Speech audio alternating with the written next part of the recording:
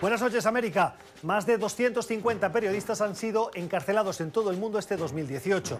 251. Una cifra que, lejos de disminuir, ha ido aumentando en los últimos años. El dato lo ha difundido el Comité para la Protección de Periodistas, que decidió poner números a esta cuenta desde el año 90. La cifra, además de ser una preocupante señal del riesgo que supone para la libertad de expresión, revela también el aumento de gobiernos y tendencias autoritarias en el mundo que están convirtiendo la represión contra comunicadores en algo que forma parte de la normalidad. En esa lista están, como podríamos imaginar, Turquía, China o Egipto. Solo esos tres países son responsables de más de la mitad de los comunicadores encarcelados y lo son por tercer año consecutivo, esos tres países. Solo 2 países de nuestro continente están en la lista: Venezuela, con 3 periodistas encarcelados, y Brasil, con un periodista deportivo acusado de difamación. En la mayoría de esas detenciones hay un patrón que se repite. El 70% de los encarcelados enfrentan cargos contra el Estado o por informar de protestas que las autoridades consideran que son actividades organizadas por grupos terroristas. Lamentablemente, esa lista es parcial. A los encarcelados habría que sumar los periodistas autocensurados, los privados de pasaporte que no pueden salir de sus países, los amenazados, los vigilados y, lamentablemente, los asesinados o desaparecidos. Y ahí la lista reflejaría mejor esa preocupante tendencia. Venezuela, Nicaragua, Cuba, solo en nuestro continente, estarían en ese grupo de países señalados, pero también Estados Unidos, por ejemplo, donde la retórica hostil de la administración contra la prensa es evidente, o España, donde se encarcela o persigue a quien critica la monarquía, por citar solo 2 ejemplos de países desarrollados. La persecución a los periodistas es una tendencia al alza en el mundo, en autocracias y también en democracias. Nadie puede bajar la guardia. La libertad de expresión es fundamental y si se deteriora o limita, se abre el camino también para el deterioro de nuestro marco de convivencia que tanto ha costado construir. Son las 8 en Bogotá, Lima, Quito y la costa este de Estados Unidos y las 10 en Buenos Aires y Santiago. Y esto es Poder Latino. Bienvenidos.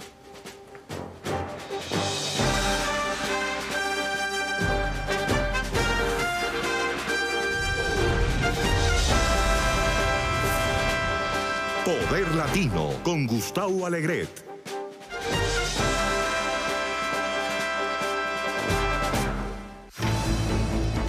Tiempo para las noticias, para algunas con pie de página, con comentario, como nos gusta hacer. Y no ha pasado ni 100 días, ni la luna de miel, podríamos decir, en el que la relación entre Donald Trump y Andrés Manuel López Obrador entra en una fase habitual, que es la de la tensión. Miren, este fue el mensaje que ayer hizo público el nuevo presidente de México, que tomó posesión el 1 de diciembre. Hoy conversamos por teléfono con el presidente Donald Trump. En términos respetuosos y de amistad tratamos el tema migratorio y la posibilidad de aplicar un programa conjunto para el desarrollo y la creación de empleos en Centroamérica y en nuestro país. Un mensaje en el que habla de una relación amistosa, en el que tienen proyectos en común para solucionar problemas que afectan a los 2 países, pero 12 horas después sale Trump con un mensaje que, ¿saben cuánto gusta a los mexicanos? 0. El del muro. A menudo dije de una u otra manera, México va a pagar por el muro. Esto nunca ha cambiado. Nuestro nuevo acuerdo con México y Canadá, el USMCA, es mucho mejor que el viejo, muy costoso y anti-Estados Unidos NAFTA. Solo por el dinero que ahorremos, México está pagando por el muro. Quiere construir el muro y lo tiene que pagar México, y eso no le gusta a ningún mexicano, me atrevería a decir. Juan Cotiñas es analista político. Gracias por estar con nosotros. Bienvenido. ¿Por qué le interesa a Donald Trump mantener esa tensión diplomática que ya tenía con su antecesor, Enrique Peña Nieto, y que ahora parece que va a mantener con AMLO? Yo creo que ciertamente los líos legales y políticos a los que se enfrenta el presidente requiere que él mantenga sólida su base política con quienes el tema de inmigración y una política dura de inmigración es importante. Sin embargo, yo creo que ya el tema aborrece bastante a la población de los Estados Unidos y creo que el presidente se beneficiaría más de pasar a soluciones en vez de constantemente estar arengando sobre la inmigración. O sea, él se considera como el deal maker, el tipo que puede resolver los problemas. Y creo que si en 2 años, ante la próxima elección, no ha habido mucho avance en resolver el tema de inmigración, ya sea con un acuerdo con México o con el Congreso, creo que el presidente no se beneficia en nada de eso. Si el presidente Trump mantiene ese tono poco amigable, por decirlo menos, con México y con el presidente Andrés Manuel López Obrador, ¿este puede cambiar su política diplomática respecto de Estados Unidos para endurecerla? Mira, yo creo que aquí hay un entendimiento de facto que cuando Trump habla de que México va a pagar por el muro, es pura retórica. Lo que vemos, por un lado, es la retórica del presidente, pero por otro lado, las relaciones diplomáticas entre el Departamento de Estado y el nuevo canciller de México parecen ser muy positivas. Los intercambios comerciales se mantienen y las relaciones en general, yo diría que han sido hasta ahora mucho mejor de lo que uno esperaba, dado las visiones ideológicas tan distintas de los gobiernos. Entonces, yo creo que hay un entendimiento que lo que dice Trump para propósitos políticos es una cosa, pero más allá de eso, las relaciones de mutuo interés entre los dos países van a seguir inmensamente encaminadas. La opinión de Juan Cortiñas, analista político. Gracias, señor Cortiñas, por sus explicaciones. No sé si es por el muro, por los mensajes, por la lucha que tiene con los demócratas, pero la popularidad de Donald Trump, si bien está baja, ha ido repuntando y parece que termina el año de una manera positiva. Esto de acuerdo a la cadena conservadora Fox. Fox es el principal bastión ideológico de los republicanos y muy probablemente de la base de votantes del presidente Donald Trump. Dice que vamos a terminar este 2018 con una popularidad de Trump del 46%. Es una cifra bastante generosa. Claro, esta es de Fox. Mire lo que tiene, por ejemplo, Gallup. Gallup es esta encuestadora independiente que lo que ha hecho es buscar la comparativa de los últimos 4 presidentes en este momento de esta presidencia, es decir, los 2 primeros años. Y llegamos a estos datos. Bill Clinton llegaba al año 94 con el 41,4% de media del último año. Bush, en el 2002, con el 67%. Hay que recordar que ese año 2002 era un año después de los atentados del 11 de septiembre y por lo tanto ahí hay una anomalía. Pero Obama en el 2010, 44% y Trump de media, según Gallup, 40%. Son 6 puntos menos que Fox, pero es que Gallup lo que hace es la media de comparativa anual de ese segundo año. Y en esa comparativa sale perdiendo, aunque por poquito. No está tan mal la popularidad del presidente Trump, si bien está baja. Hay que decirlo todo. Si hoy fueran las elecciones presidenciales, las que se van a producir en el 2020, los estadounidenses, según Fox, votarían esto. Reelegirían a Trump el 30%. Quizá reelegirían a Trump un 8%. Podríamos sumar ese 30 y ese 8, 38%. ¿Votarían por otra persona? Más de la mitad, el 55%. Esa no es una buena cifra para el presidente. Y un último dato, influye mucho la economía en los votantes estadounidenses, en cómo van las cosas, cómo les va el bolsillo. Preguntados sobre si la economía estará mejor dentro de un año, es decir, las expectativas que tienen del actual mandatario con las políticas que va a aplicar para cómo van a ir las cosas dentro de 12 meses, el 56% decía en el 2016 que sí iban a mejorar, hoy solo lo dicen el 45%. Y eso que las políticas de Trump, la rebaja de impuestos, la desregulación, tienen que contribuir a que la economía vaya bien. Los datos le avalan, pero la sensación, y esto según Fox, que es conservador, preocupante. Tal vez por eso algunos candidatos ya están sacando la cabeza y diciendo, aquí estoy y estoy explorando ser candidato del Partido Demócrata, como Julián Castro. ¿Se acuerdan de Julián Castro? Fue secretario de Vivienda con Barack Obama. Tiene un hermano que se le parece, son gemelos y a veces es difícil cuando los periodistas nos encontramos en el Capitolio distinguir a uno del otro.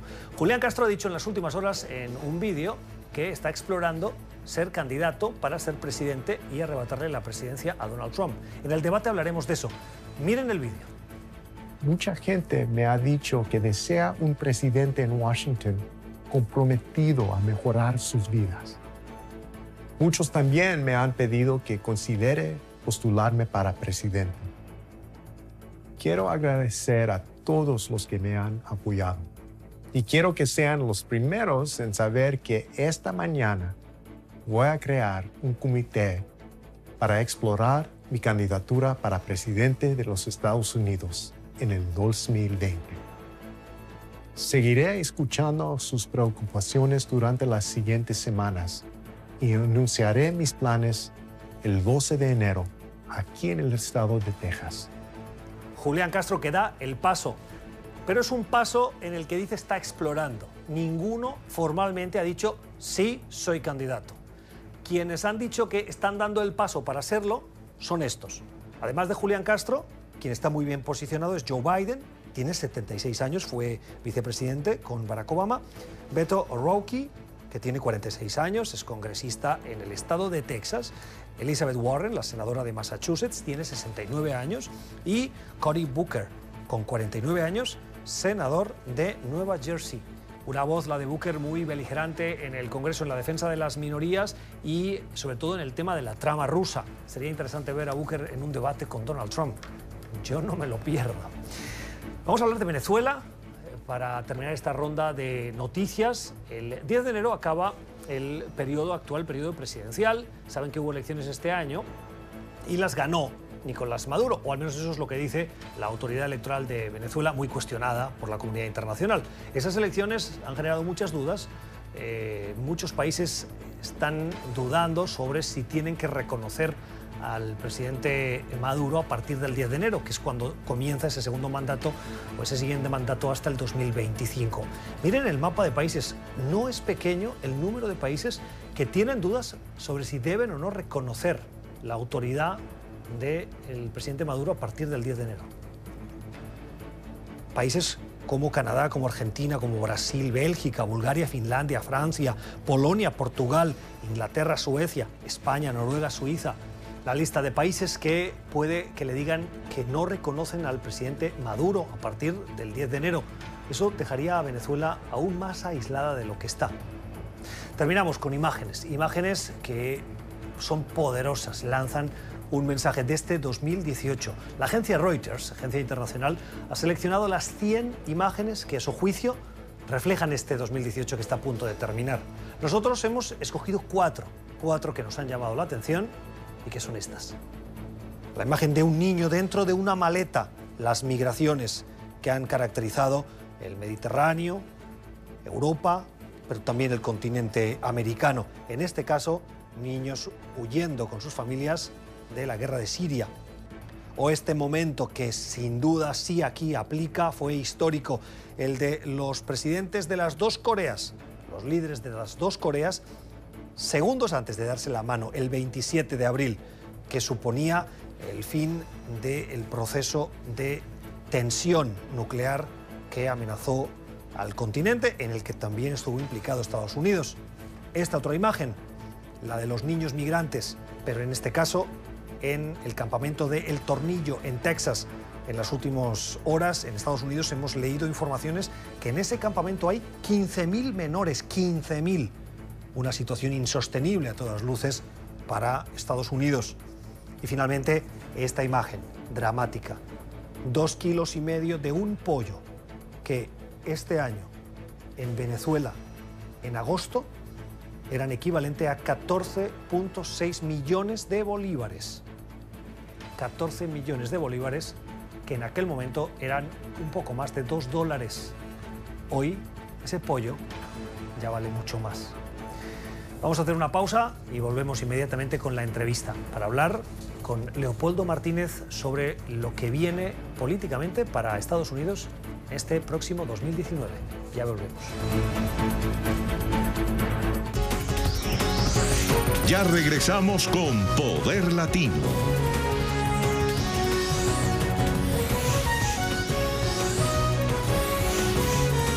Continuamos con Poder Latino.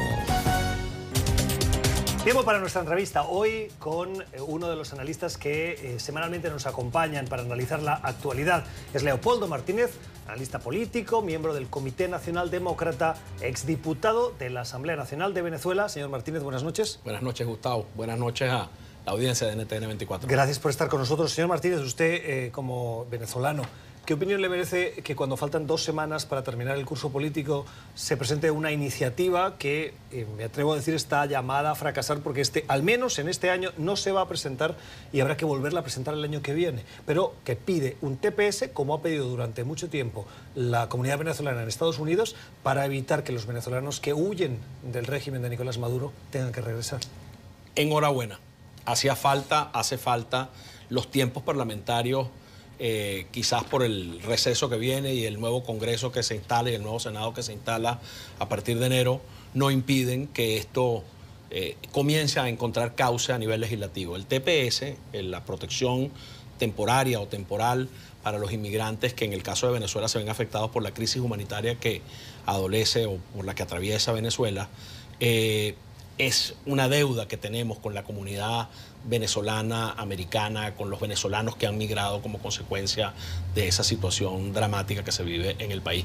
Hay más de 40.000 asilos o solicitudes de asilo pendientes.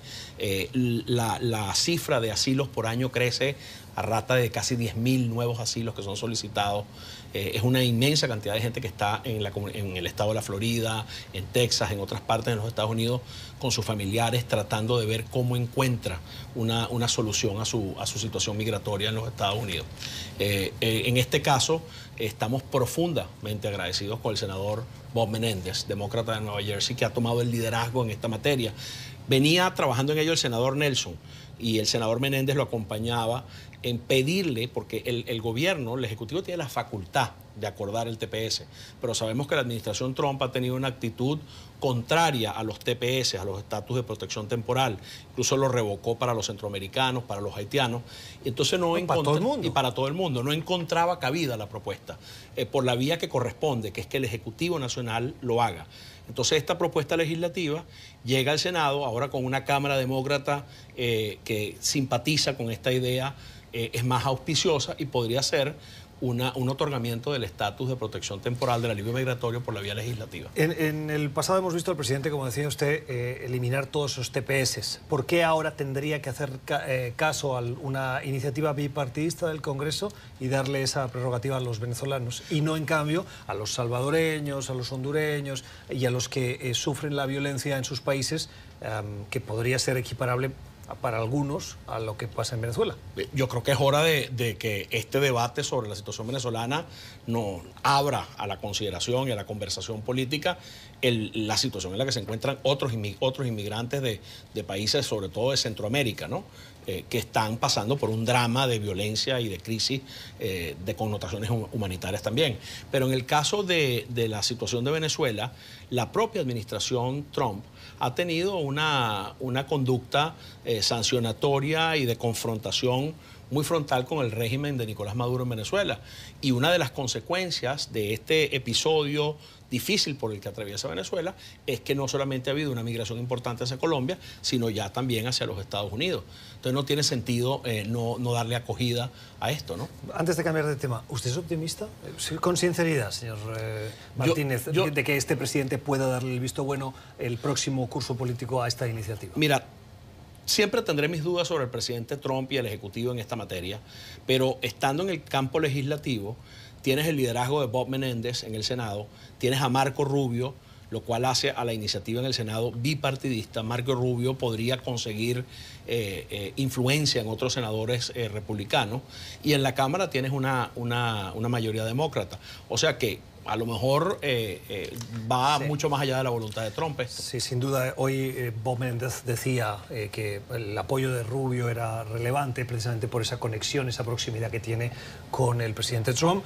Recordemos, por ejemplo, que fue Rubio quien consiguió que Lilian Tintori, la esposa de Leopoldo López, el prisionero político, tal vez por excelencia de los que hay, que son muchos, se reuniese con Donald Trump y se hiciese una fotografía, porque la reunión puede ser relevante, que se difundiera la fotografía fue aún más relevante. Usted acaba de publicar un artículo, y con esto le invito a que cambiemos de tema, sobre la realidad política de este 2018, cómo termina, pero sobre todo qué tenemos que esperar en Estados Unidos este próximo 2019. Y claro, usted es demócrata, no esperaba que tuviese muchos aplausos, pero empieza hablando de... no sé si la mejor manera de resumirlo sería el caos en torno a la administración Trump, con la salida de funcionarios que va a sembrar un poco más la incertidumbre. Sí, la salida sobre todo del jefe de gabinete, John Kelly, esta semana, el general John Kelly, que tiene un impacto tremendo, y además no se le ha encontrado o no ha habido un anuncio que acompañe a su salida ahora a final de año con quién va a ser su sustituto. Incluso el jefe de gabinete del vicepresidente Pence, que es un hombre joven y que se le ofreció esta posición. Imagínate pasar de jefe de gabinete del vicepresidente a jefe de gabinete del presidente a los 36 años. No se ha confirmado que se le propusiera. La prensa especuló, él lo desmintió y Trump salió. Podemos imaginar que a lo mejor pasó, pero no hay una confirmación. Tú y yo sabemos que pasó, y que él no quiso y que prefirió esperar otro momento. Y la Casa Blanca tiene que desarrollar una narrativa frente a eso, porque es muy revelador que este joven de 36 años no haya tomado lo que se ve como una oportunidad histórica para un joven político, un joven servidor público. Imagínate pasar a la posición de jefe de gabinete, que es una de las más poderosas del mundo, en el caso de los Estados Unidos, que tiene este impacto global en todo lo que decide. Pero él prefirió mantenerse al margen. Pero fíjate que uno de los elementos de esta crisis, de la salida de Kelly, viene acompañado de la ruptura del silencio en el que se encontraba el ex secretario de Estado, Rex Tillerson.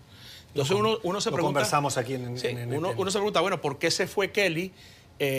Y escuchas a Tillerson y encuentras una explicación. Tillerson dice que el presidente Trump es un hombre con poca disciplina, que no le gusta leer, que no lee los informes que se le presentan, y dijo algo muy grave, dijo: tenemos un sistema de valores diferente, el presidente Trump y yo, dijo Rex Tillerson, porque al presidente le cuesta apegarse a la legalidad, se frustra mucho frente a la institucionalidad y la legalidad. Entonces, ese es un planteamiento muy duro, y se especula que Kelly ha paseado también por tensiones similares con Trump.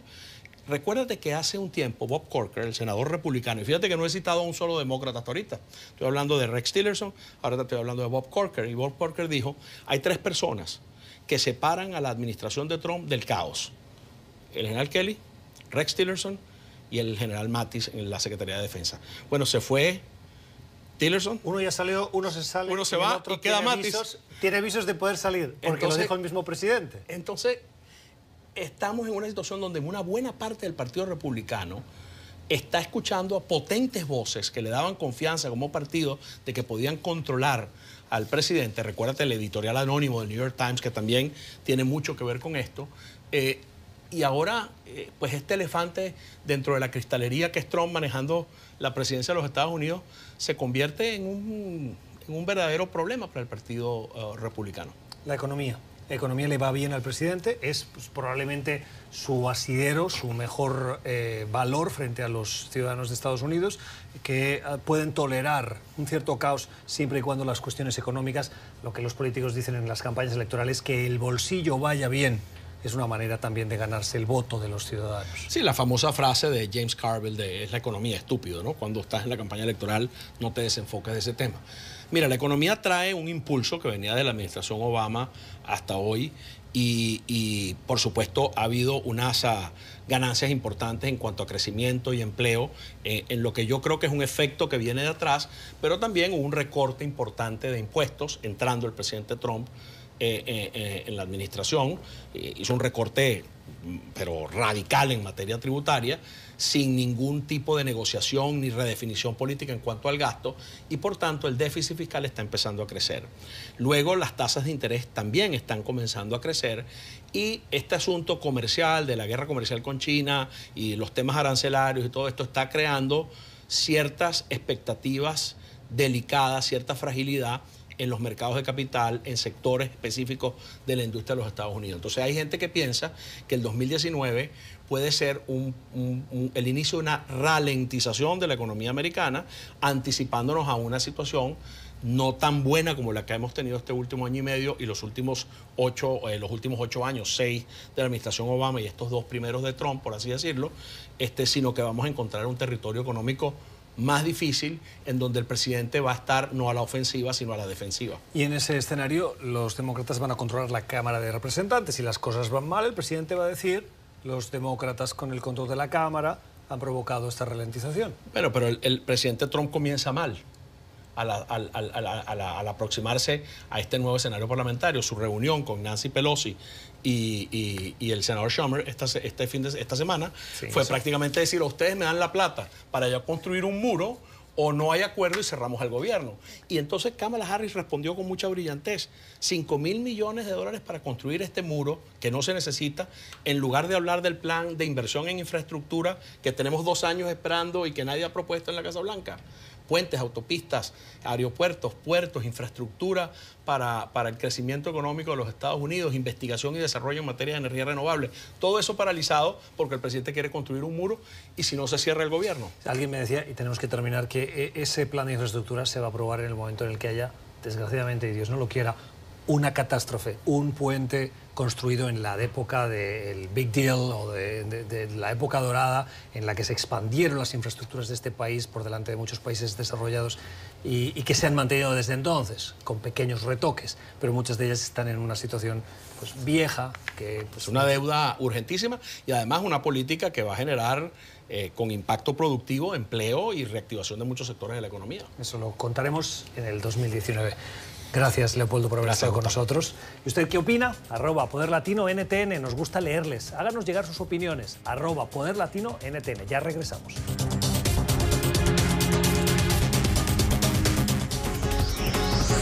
Ya regresamos con Poder Latino.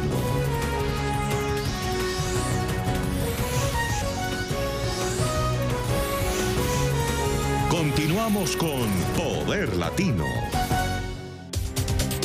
Tiempo para el debate en el Poder Latino de hoy. Vamos a escuchar las voces divergentes, las de los puntos de vista distintos que nos ayudan a comprender mejor las noticias, de conservadores, de liberales, de republicanos, de demócratas. Hoy con Alfonso Aguilar, analista político, es republicano, es presidente de la Alianza Latina Pro Valores Conservadores. Señor Aguilar, buenas noches. Un placer estar contigo. Gracias por estar con nosotros. ¿Le sienta muy bien la barba? Muchas gracias. ¿Es por estética o por conveniencia? Pues una combinación de ambas, yo creo. ¿Y por sabiduría también? Quizás es la barba de la sabiduría, como ves tiene muchos cabellos blancos. Gracias por estar con nosotros. Y con Enrique Gutiérrez, es analista político, es portavoz del Comité Nacional Demócrata para Medios Hispanos. Señor Gutiérrez, buenas noches. Buenas noches, ¿cómo estás? Gracias por estar con nosotros gracias esta noche. Miren, quiero preguntarles por lo que se ha producido en las últimas horas, lo hemos contado en los informativos de NTN 24, ese cruce de mensajes del presidente de México, Andrés Manuel López Obrador, que un día dice que ha recibido una llamada de amistad, de hablar de empleos, de economía con el presidente Donald Trump, y menos de 12 horas después Donald Trump saca un nuevo mensaje, no respondiéndole, pero sí diciendo: lo he dicho en muchas ocasiones y lo repito, México de una u otra manera va a pagar por el muro. ¿Esa es la manera de responder a alguien que dice que ha tenido una conversación amistosa? Bueno, yo no sé si esa era la respuesta al mensaje de López Obrador. Yo creo que eso era más bien un mensaje al Congreso, porque el presidente sigue empujando para que se incluya en la asignación de fondos los $5.000 millones que él busca inicialmente para empezar a expandir el muro en la frontera. ¿Pero usted no cree que haya una coincidencia? Sí, el momento no es el adecuado para sacar ese mensaje, pero estamos hablando del presidente Trump y francamente pues esto no nos debe sorprender. Sin embargo, dicho eso, aparte de esos comentarios públicos, aparentemente sí tuvieron esta conversación que fue cordial y no es la primera. Es interesante, uno pensaba que la relación entre López Obrador y Trump desde el inicio iba a ser confrontacional, pero lo que estamos viendo es bastante cordialidad. Hubo cordialidad con el equipo de López Obrador durante la discusión del nuevo Tratado de Libre Comercio. y ellos participaron en las últimas etapas de esa conversación, y ahora están hablando de cómo poder ayudar a los países en Centroamérica. Ya el presidente López Obrador anunció un fondo multimillonario para ayudar a estos países, de manera que la gente no se vea obligada a salir de los países de América Central. Yo creo que es algo positivo en la relación bilateral. ¿Pero usted cree que la administración Trump está dispuesta a apoyar ese fondo, ese plan de apoyo de inversiones? Pues, no me sorprendería. O sea, en el pasado, administraciones demócratas y republicanas han tenido proyectos especiales para desarrollar porque había una la política región conjunta, pero esta administración ha roto con esa práctica. Bueno, hay que ver si es una política que ayuda a disuadir a personas a salir de su país para entrar a los Estados Unidos. Yo creo que el presidente va a estar interesado. Hay un periodo de luna de miel que está pasando, estamos viendo cómo cordialmente se están tratando, pero yo creo que también López Obrador está viendo, sabe, ¿verdad?, del carácter errático de este presidente, que un día en el teléfono te puede decir una cosa y en el otro día te puede mandar un tweet, como hoy lo hizo. Es fascinante ver que todavía está él tratando de decir que México va a pagar por este muro, que en sí México que no lo va a hacer. Pero si fuera así, pues yo creo que desde ahorita aceptaría el trato que le hizo Nancy Pelosi y Chuck Schumer y no hubiera un cierre de gobierno. ¿Y cuál es el trato que le ofreció Pelosi y Schumer? Mira, hay en 6 áreas hay un acuerdo bipartidista. Solo que el presidente está aferrado a los $5 billones para su muro. Entonces, si él quisiera, él, como lo dijo, él quiere cerrar el gobierno y él tomaría toda la responsabilidad. Vamos a poner en contexto esto que nos ha dicho ahora Enrique. El 21 de diciembre, el viernes de la semana que viene, concluye el plazo que tiene esta administración, o concluye el tiempo de fondos para que la administración federal continúe operando. Si no hay un acuerdo entre el Congreso y sobre todo la Casa Blanca, se va a acabar ese presupuesto y se va a cerrar parcialmente la administración. Y el otro día hubo reunión con el liderazgo demócrata y, pues, más que reunión, parecía un show televisivo. No, fue un circo político donde todos desempeñaron su papel de una manera bastante dramática. Yo debo decir que el presidente hace bien en insistir. Los demócratas en el pasado han apoyado un sistema de muros a lo largo de la frontera. Los primeros muros se construyeron bajo la administración de Bill Clinton, Barack Obama como senador, Joe Biden cuando estaba en el Senado y Hillary Clinton. Todos votaron por ampliar el muro unas 700 millas. Esto es un juego político. Nancy Pelosi ha dicho cosas como que el muro es inmoral. ¿Por qué es inmoral? Es inmoral tener una patrulla fronteriza, es inmoral usar drones y tener sensores a lo largo de la frontera. Es un juego político. Yo creo que esto es importante. Los demócratas en el pasado han apoyado. Yo creo que sería interesante que se sentaran a la mesa de negociación. El senador Lindsey Graham hizo una propuesta interesante. ¿Por qué no añadir, a cambio de los 5 billones, el que se le dé un paso, un estatus legal a los que se han beneficiado de DACA? Yo creo que sería algo interesante. Lo que pasa también es que Nancy Pelosi ahora está siendo presionada por los nuevos miembros demócratas de extrema izquierda que no quieren que se llegue a ningún acuerdo. Yo creo que el presidente está muy en serio. Es muy posible que tengamos una paralización parcial del gobierno, pero a la larga creo que el presidente va a prevalecer. Pero hablamos de regresamos yo creo, a la actualidad, donde Trump se siente presionado, ¿verdad? Ya va a perder el control de la Cámara Baja. Se acercan 2 años a otra reelección y en su campaña la promesa que más se repitió es que México iba a pagar este muro. Ahora, ¿por qué está cediendo que el pueblo estadounidense pague este muro? No. Entonces tenemos que ver esta situación. Los demócratas están en favor de ayudar a la frontera. Queremos a la patrulla fronteriza, al igual invertir dinero en la tecnología que puede ayudarles. ¿Por qué no apoyar un muro ahora si lo apoyaron hace poco? Pero estamos hablando de la diferencia de un fence a que es un muro totalmente nuevo. Aquí estamos hablando de lo mismo. Yo conozco un poco de este tema. De lo que se está hablando en el Congreso ahora mismo son bardas, muros estratégicos en ciertas zonas, algunos de concreto, pero es básicamente lo mismo, verja, barda, muralla, como lo quieras quieras llamar, todo el mundo sabe lo que estamos hablando. Ahorita existe... Ambos lados están jugando políticamente con esto, estamos claros. El tema es que yo creo que en términos de política pública es importante garantizar la seguridad de la frontera, porque tenemos una situación fuera de control a lo largo de la frontera que los demócratas no quieren aceptar, y hasta la gente más moderada en inmigración está asustada cuando ve las imágenes de estas caravanas organizadas por gente irresponsable, llevando a gente que no tiene un reclamo para asilo justo a la frontera, hacer un viaje muy arriesgado, muy peligroso, sencillamente para hacer un punto político. No, pero ese es exactamente el punto que este presidente quiere hacer. La forma de que este presidente salió en el día primero diciendo que iba a construir un muro, ¿verdad?, basado en xenofobia, en racismo, al igual... Pero dejémoslo que termine el punto y después va usted. Pero estamos hablando, ya ahorita tienen los prototipos en San Diego, que es un muro diferente, totalmente diferente a lo que ahorita está. Los demócratas están hablando de reforzar, de proteger lo que ahorita está en la actualidad. Trump quiere una pared donde él puede poner su nombre y darle a la base republicana una victoria. Pero al igual, esto no va a suceder. En estos 2 años ha peleado él aún con miembros de su partido porque ellos controlaron el gobierno y no le han dado el dinero que él quiere para este muro. Mira, cerramos este tema. Rápidamente, o sea, y aquí vemos la politización por parte de los demócratas de este tema. O sea, ¿cuál es la diferencia?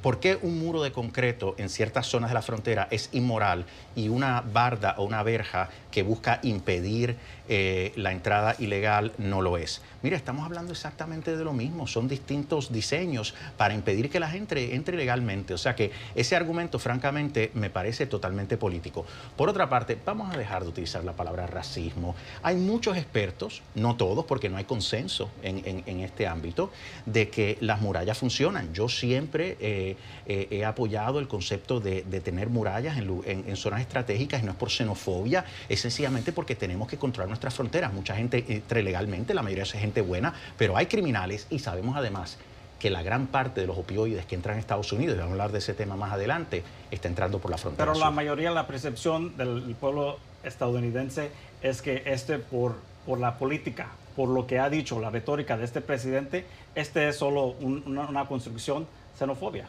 Vamos a cambiar de asunto, si les parece, para avanzar. En las últimas horas hemos conocido que hay al menos un demócrata que con transparencia dice que está explorando que presentarse para ser presidente de los Estados Unidos. Se trata de Julián Castro, es el exsecretario de Vivienda del gobierno de Barack Obama, y ha dado el primer paso. Uno no sale y dice me voy a presentar, lo que dice es anuncio que he creado un comité exploratorio presidencial, que es el que testea cómo está el ambiente y las posibilidades que tiene, porque nadie se embarca en esa aventura que le va a costar millones de dólares. ¿Tiene posibilidades Julián Castro? No, ninguna. Y es importante, si está interesado en tener algún desempeño mínimamente decente, de empezar una campaña temprano, porque apenas aparece en las encuestas de candidatos primaristas demócratas. Mira, Julián Castro es una persona que poco impresionante, le falta sustancia, ha tenido una carrera profesional mayormente en la política y no sabemos ningún logro de envergadura que Julián Castro haya tenido. Pero eso también podríamos decir de Trump. No, pero con una carrera profesional es sumamente exitosa. Yo creo que hay candidatos en el lado demócrata que son mucho más interesantes. ¿Cuántas bancarrotas fueron de Trump que podemos decir que no puedes decir que no tiene una carrera profesional extraordinaria. Tú no puedes comparar a Donald Trump, por mucho que uno no le guste, con Julián Castro, que no ha logrado realmente nada. Hay otros candidatos demócratas que creo que tienen mucha más experiencia y están más preparados para ser presidente. Yo creo que, a final de cuentas, lo más importante de este anuncio de candidatura es que se posiciona para ser considerado para la vicepresidencia. Julián Castro no va a ser el candidato demócrata a la presidencia. Sonó su nombre, hay que decirlo todo, sonó su nombre cuando Hillary Clinton tenía que escoger candidato a vicepresidente, y al final acabó optando por Tim Kaine, senador por el estado de Virginia. Por mi rol en el partido no puedo yo públicamente hablar de ciertos candidatos, pero lo que sí puedo decir es que va a haber más candidatos, va a haber somos un partido muy diverso donde hay muchas ideas que se van a establecer, pero al igual cada demócrata que se va a proponer a ser presidente es mucho más mejor que Donald Trump, que lo que tenemos ahorita. Bueno, sí, van a tener como 20 candidatos y van a tener un candidato que se retiró por diversas razones, como el abogado Avenatti, el abogado de la actriz pornográfica. No sé cómo eso es un buen candidato en el lado demócrata, pero lo que estamos viendo de casi todos los candidatos demócratas es que se han movido hacia la extrema izquierda. Los americanos no son socialistas, rehuyen al socialismo y francamente yo creo que era un candidato más como Bill Clinton, irónicamente serían más competitivos que con todos estos candidatos que son de extrema izquierda. Vamos a cambiar de asunto. La popularidad del presidente. Una nueva encuesta habla ahora de cómo termina estos 2 primeros años de presidencia con la popularidad. Y es una popularidad que me atrevería a decir que está pues, en la media de los otros presidentes, tal vez con la excepción de Bush en el año 2002 por la anomalía de los atentados del 11 de septiembre en el que enfrentaba su segundo año con una popularidad del 67%, Clinton con el 41%, Obama con el 44%, Trump con el 40%. Sí es cierto que va de 1 punto, de 2 puntos, que está por debajo, pero entra dentro de la normalidad. La popularidad yo creo que se notó cuando ganaron los demócratas en estas elecciones. El presidente salió a dar campaña. Ganaron la Cámara de Representantes. Porque el Senado no lo ganaron. Claro, la Cámara de Representantes. Pero vemos la Cámara Baja fue una victoria excepcional porque ganamos en un mapa que no nos favorecía a los demócratas, un mapa gerrymandered por los republicanos. Entonces, gerrymandering quiere decir que cuando los gobernadores hacen los distritos electorales, los hacen a conveniencia de la ubicación de los votantes para obtener una mejor representación el partido al cual pertenece ese gobernador. Y a esa práctica se le llama gerrymandering, ¿cierto? Pero vimos las victorias, cómo ganamos en distritos, en áreas rurales donde habíamos perdido en el 2016. Entonces hubo un cambio ya, y el pueblo estadounidense está viendo un cambio al presidente. No le han favorecido al presidente y estamos viendo cómo esto nos va a ayudar a nosotros en 2 años. Las opiniones de los analistas que hoy nos han acompañado, Alfonso Aguilar y Enrique Gutiérrez, republicano y demócrata, cada uno con sus puntos de vista para ver la actualidad con esa visión distinta que nos dan los que nos acompañan en este debate. Gracias por haber estado con nosotros. Que tengan una feliz noche. ¿Y usted qué opina? @PoderLatinoNTN. Háganos llegar sus opiniones sobre los temas que hemos conversado en esta mesa de debate, sobre lo que han dicho nuestros analistas. @PoderLatinoNTN. Una pausa y regresamos.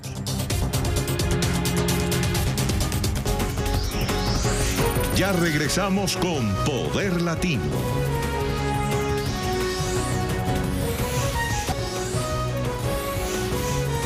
Continuamos con Poder Latino.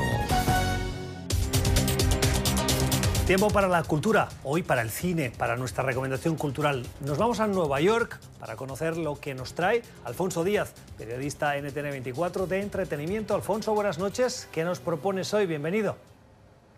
Hola Gustavo, ¿cómo estás? Mi recomendación para este fin de semana es If Beale Street Could Talk, que es un drama romántico escrito y dirigido por el ganador del Oscar Barry Jenkins, basado en la novela del mismo nombre escrita por el fallecido novelista y crítico social James Baldwin.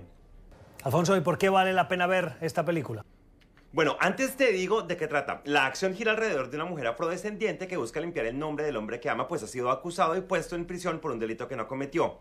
Atención, If Beale Street Could Talk fue escogida por la Junta Nacional de Críticos del Instituto Estadounidense de Cine como una de las 10 mejores películas del 2018. Además de ser nominada al Globo de Oro en las categorías Mejor Película Dramática, Mejor Guión y Mejor Actriz de Reparto para Regina King, que es estupenda, esta producción ya suena como una de las más opcionadas para llevarse el premio Oscar a Mejor Película. Les cuento que en el Hotel Essex House del Parque Central hablé con el realizador. Vean. What your future is in it. This is one of them. Por supuesto, desde el principio hay una serie de preocupaciones alrededor de la historia, pero como tú lo dijiste anteriormente, creo que las personas de color ocupan un lugar central en toda esta discusión, en donde se desarrollan diferentes amistades con hombres de color negro o personas latinas. Así que para mí es muy importante y muy interesante en la forma en la que la película muestra durante todo este tiempo cómo se abordan todos estos problemas y cómo también se logra un balance para mostrar todo esto a través de los personajes que hablan de estos problemas. with all the people who are alive. Un abrazo, hasta la próxima. La película que nos recomienda nuestro periodista de entretenimiento, If Beale Street Could Talk, si Beale Street pudiera hablar, en una tradición literal que he visto que en España la traducen como el blues de Beale Street. O sea, cada país debe traducirla como considera más exitosa en su estrategia. En España, como decimos, el blues de Beale Street, o si Beale Street pudiera hablar. Alfonso, gracias por tu recomendación, anotada. ¿Y ustedes qué opinan? ¿Vieron la película del mismo director del año pasado que fue muy exitosa, Moonlight? Si la han visto, háganos llegar sus opiniones. ¿Les llama la atención esta? Después de oír la recomendación cultural, @PoderLatinoNTN. Vamos a las redes sociales. Mensajes en las redes sociales que nos llaman la atención, que nos gusta, porque ustedes nos envían o porque encontramos y valen la pena que los comentemos, como estos. Genial primer paso, considerando la hipocresía de esta administración y del Partido Republicano en lo que se refiere a Venezuela. Sin embargo, hay que permanecer cautelosos en lo relacionado al TPS. Trump y Miller están listos para deportar a los beneficiarios del TPS de los Estados Unidos el próximo año. ¿Por qué los venezolanos harían diferencia? Efectivamente, Juan tiene razón. Es una buena pregunta. ¿Qué va a hacer a Venezuela diferente, sobre todo si esta administración se ha dedicado a poner punto final a todos esos estatus de protección temporal o conocidos como TPS por sus siglas en inglés? Pero hay que darle crédito a esta administración. Respecto de la anterior, le ha puesto más presión, más sanciones y más atención a la situación en Venezuela. Y en eso muchos venezolanos están agradecidos. Esto es una diferencia respecto de otras políticas y realmente podría ser una diferencia. Veremos qué dice el presidente Trump. Venezuela debe desenmascarar los planes de Estados Unidos y sus colonias a nivel nacional e internacional. John Bolton planifica atentados terroristas para asesinar al presidente Nicolás Maduro. Sergio, ese es un argumento interesante, pero que no viene acompañado de evidencia. Esa explicación o esa denuncia de un complot internacional liderado por Estados Unidos para acabar con la vida del presidente de Venezuela la oímos ya con Chávez y nunca hemos visto que haya una evidencia de ese complot. Si lo hay que ver la evidencia. Si no, es muy difícil repetir lo que dice otro, que además podría ser una cortina de humo. ¿No se lo ha preguntado? Gracias por esos comentarios. Esos y otros nos gusta mucho leerles. @PoderLatinoNTN. Gracias por vernos, por la generosidad de su tiempo. Lo dejamos aquí. Volvemos mañana. Que tengan una feliz noche.